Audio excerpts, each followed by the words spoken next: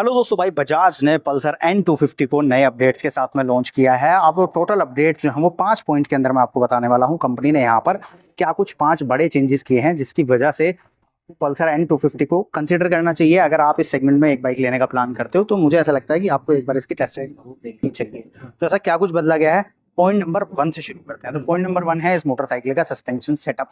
पहले आपको telescopic suspension दिया जाता था, तो अभी कंपनी ने यहाँ पर यूएसडी सस्पेंशन ऐड कर दिए हैं। ये मेरे साथ में ब्लैक कलर है, तो यहाँ ब्लैक आपको देखने को मिल रहा है। इसके अलावा यहाँ आपको 2 और कलर मिलेंगे, रेड और व्हाइट। तो वहां पर आपको ये गोल्डन फिनिश के साथ में यूएसडी सस्पेंशन देखने को मिल रहे हैं, जो कि काफी अच्छे नजर आ रहे हैं और एक बल्कि लुक बाइक को दे रहे हैं। साथ ही स्टेबिलिटी जो है वो भी काफी ज्यादा इनहेंस होगी।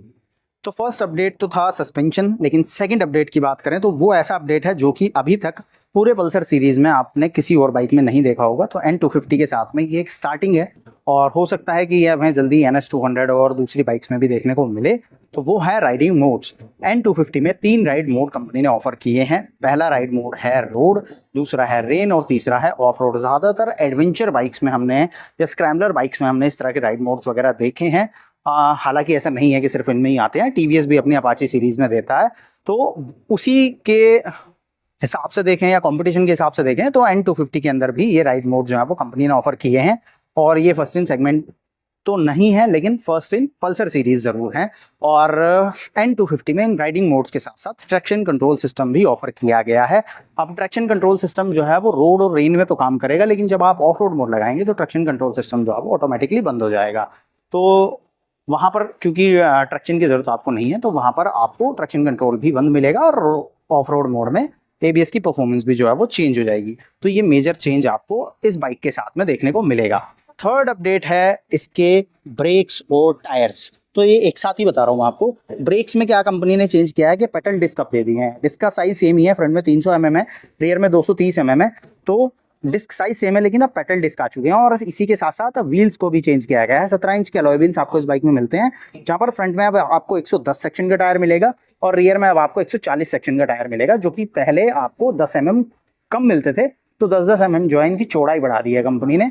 और ये तीसरा मेजर अपडेट है जहां पर आपको ब्रेक्स और टायर्स जो हैं वो अपग्रेड देखने को मिलेंगे, जिसकी वजह से जो सस्पेंशन की वजह से आपको स्टेबिलिटी बेहतर मिल रही है, उसमें टायर और ब्रेक भी आपको काफ़ी ज़्यादा इंप्रूव नज़र आएंगे और काफ़ी ज़्यादा हेल्पफुल नज़र आएंगे इसकी स्टेबिलिटी को इंप्रूव करने में।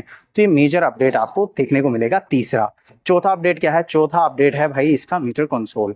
तो पल्सर सीरीज के अंदर हमने देखा ही है, अब पल्सर में सभी में ये डिजिटल मीटर हमें देखने को मिल रहा है। सेम ही अगर आप देखो, चाहे NS125 देखो, NS160 देखो, 200 देखो या N सीरीज देखो, तो सब में ये कंपनी फुल डिजिटल मीटर दे रही है। और इस डिजिटल मीटर के साथ में और इस डिजिटल मीटर के साथ में कंपनी जो है वो कनेक्टिविटी फीचर्स ऑफर कर रही है। N150 160 में ऑलरेडी ये कनेक्टिविटी फीचर्स आ चुके हैं, लेकिन N250 में आपको 10x10 navigation, caller ID, SMS alert सारी चीज़ें देखने को मिलेंगी। ये नेविगेशन वाला फीचर जो है वो 160 में आपको नहीं मिलता, ना 150 में मिलता है।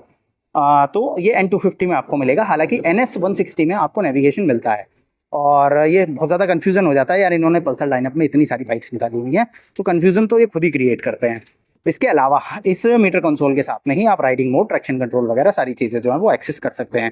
तो ये था चौथा अपडेट। अब पांचवा अपडेट है इसकी कीमत। भाई देखो, कीमत जो है ना वो कस्टमर को काफ़ी ज़्यादा अट्रैक्ट करने वाली है पल्सर N250 की, क्योंकि कीमत के ऊपर कंपनी ने काफ़ी ज़्यादा कंट्रोल किया है और ऐसा लग रहा है कि कंपनी डेस्परेट है इस बाइक को बेचने के लिए, इसलिए उन्होंने प्राइस नहीं बढ़ाई है। अगर आप देखो मतलब N160 या NS160 और NS200 तो 7 से 8 हज़ार 10 हज़ार रुपये के आसपास प्राइस हाइक हमें देखने को मिली थी। इस बाइक के साथ में कंपनी ने कितनी प्राइस बढ़ाई है, कैस कर सकते हो? मात्र 1,000 रुपये।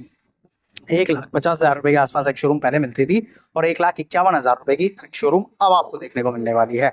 तो ये आप देख सकते हो कि इसकी प्राइस इतनी कंट्रोल की है कंपनी ने, जिसकी वजह से कस्टमर जो है वो उसकी तरफ आ सके। क्योंकि इसका एक मेन रीज़न है भाई, इसकी सेल जो है वो काफ़ी कम है। NS सीरीज़ को इससे ज़्यादा पसंद किया जाता है, NS200 जो है वो N250 से ज़्यादा बिक जाती है। यही वजह है कि कंपनी ने इसकी प्राइस नहीं बढ़ाई है और एक लिमिटेड प्राइस के अंदर कंपनी ने बहुत सारे नए अपडेट्स दिए हैं। तो ये 5 पॉइंट्स थे जिसमें मैंने आपको बताया कि इस बाइक के अंदर क्या कुछ चेंज आए हैं, क्या कुछ बदला गया है। ये अपडेट आपको कैसे लगे कमेंट में बताना। वीडियो पसंद आया लाइक करें और चैनल पर नए आ रहे हो तो सब्सक्राइब करो, नोटिफिकेशन को